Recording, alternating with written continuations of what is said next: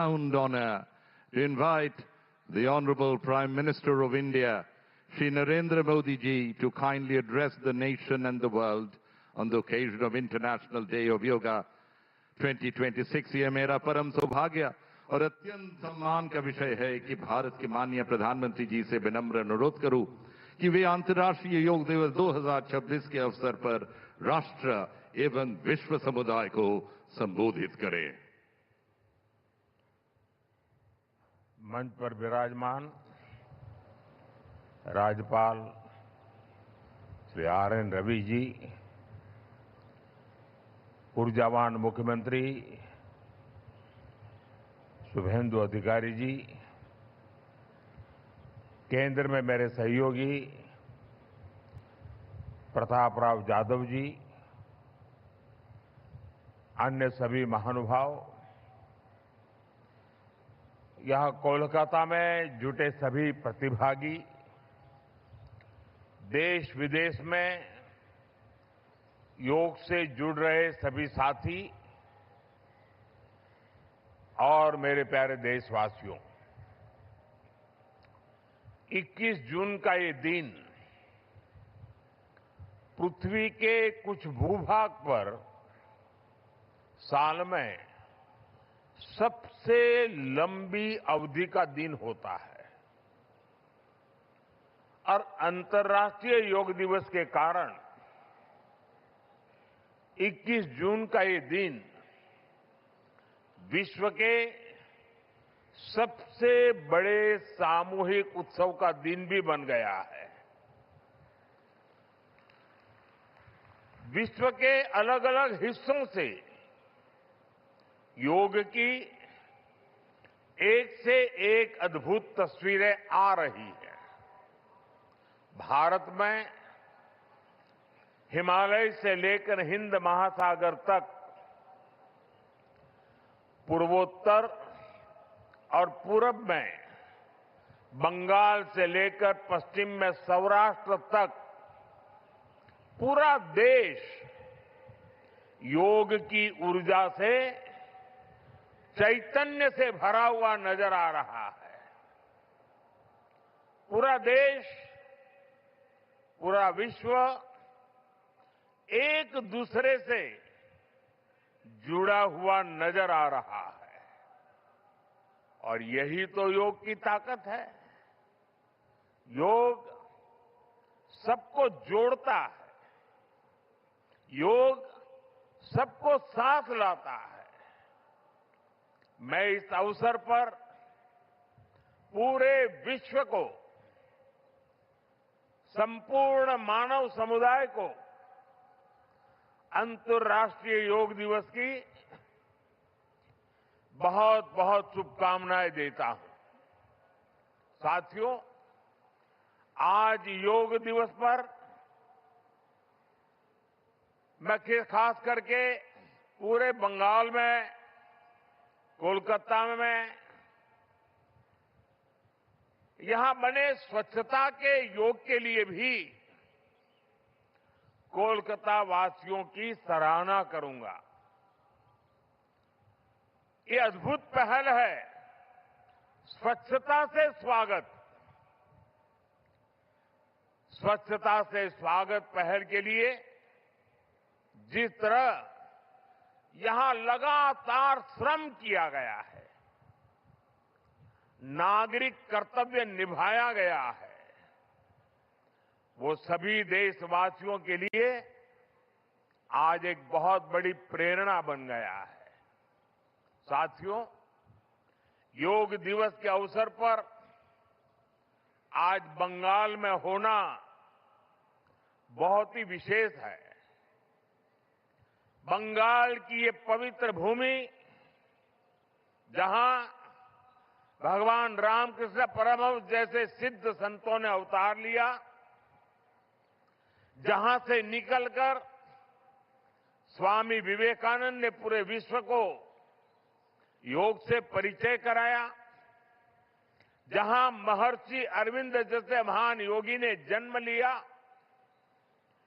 लाहिड़ी महाशय जैसे महान योगियों ने जहां योग परंपरा को नई ऊंचाइयों तक पहुंचाया, आज उसी धरती पर सामूहिक योग का अनुभव एक अलग आध्यात्मिक अनुभूति दे रहा है। इसी बंगाल की धरती पर जन्मे गुरुदेव रविन्द्रनाथ ठाकुर का मानना था कि मनुष्य की पहचान अलग अलग रहने में नहीं, बल्कि अपने आसपास की दुनिया से जुड़ने में है। यही जुड़ाव योग का मूल भाव है। महर्षि अरविंद भी कहते थे, हमारा पूरा जीवन योग है, चाहे हमें इसका बोध हो या न हो।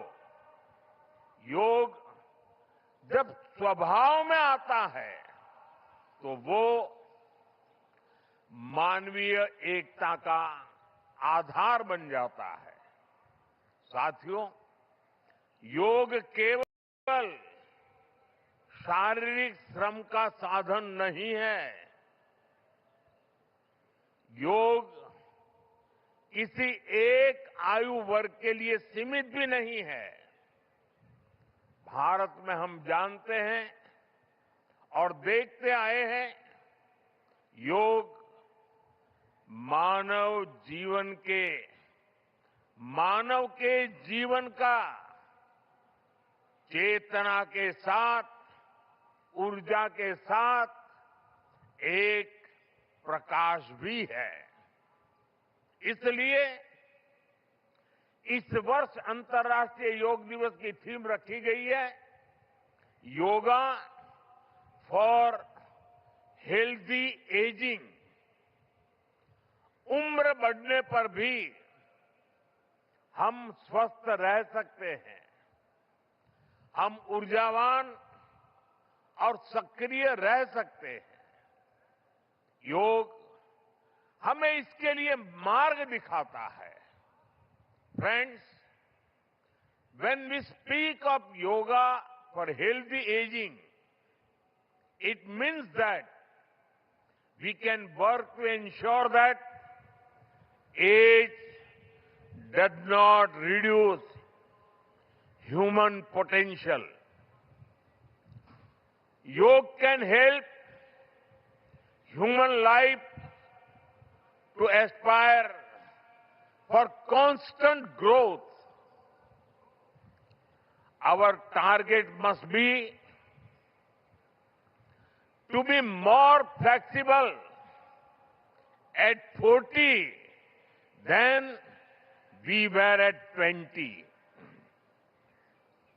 Our target must be to be more energetic at 50 than we were at 30. Our target must be to be more resistant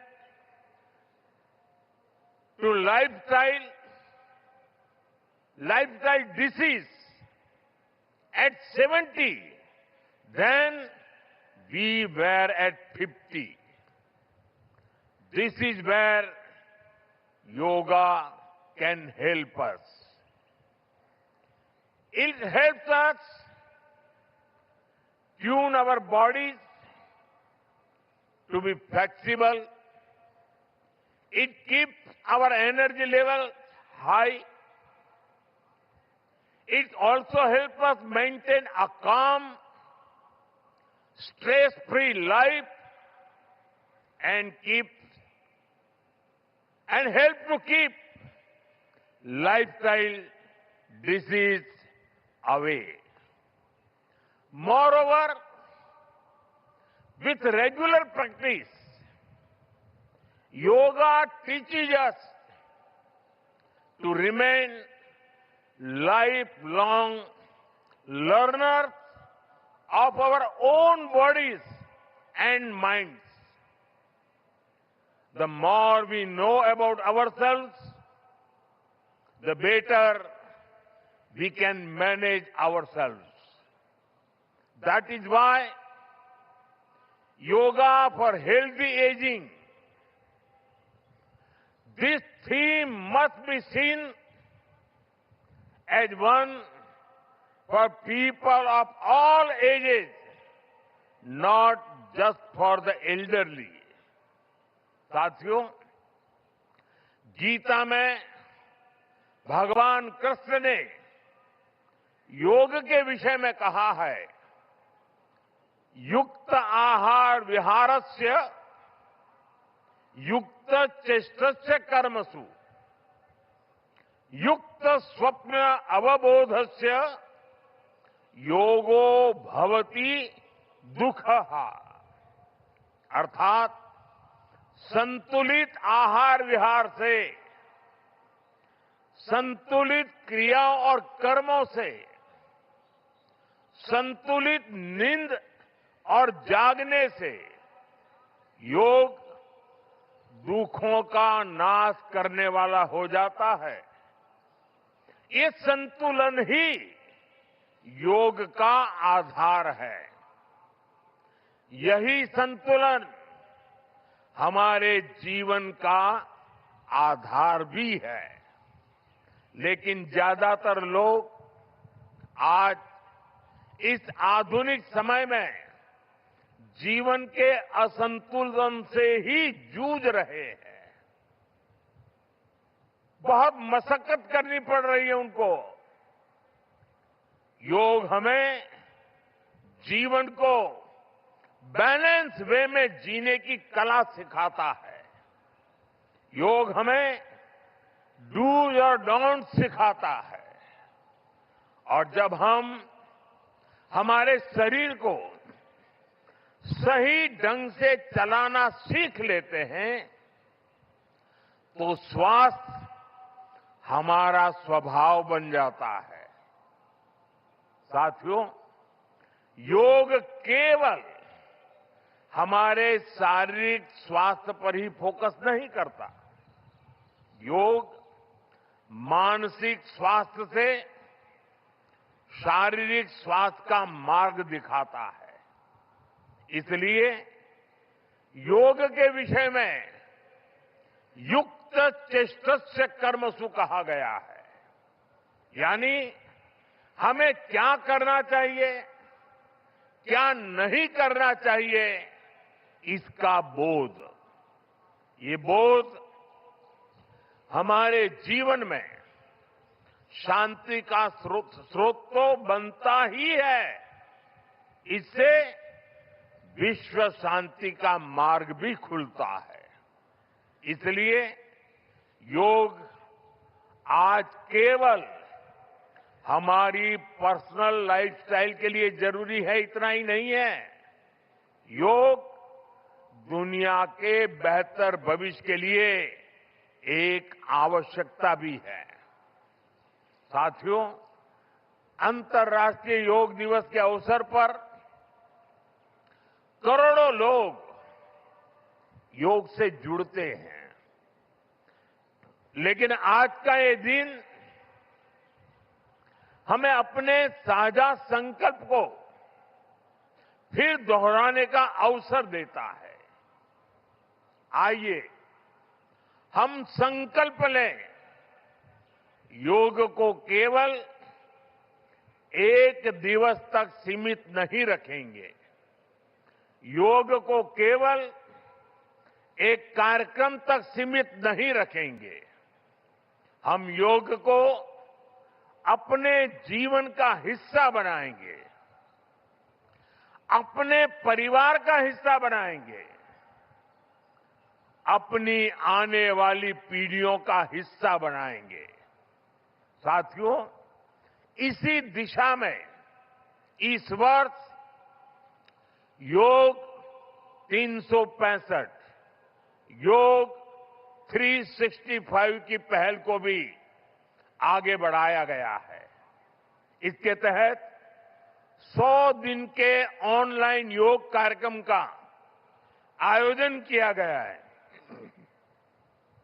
जिसमें अभूतपूर्व जनभागीदारी देखी गई है। 130 देशों के 30 लाख से अधिक लोगों ने इसमें भाग लिया है। साथियों, जब समाज स्वस्थ होगा तब राष्ट्र भी अधिक सक्षम, अधिक समृद्ध और आत्मविश्वासी बनेगा। मैं इसके लिए मैं सबके लिए कामना करता हूं, सर्वे भवन्तु सुखिनः, सर्वे सन्तु निरामया। इसी के साथ आप सभी को एक बार फिर अंतर्राष्ट्रीय योग दिवस की बहुत बहुत शुभकामनाएं, बहुत बहुत धन्यवाद।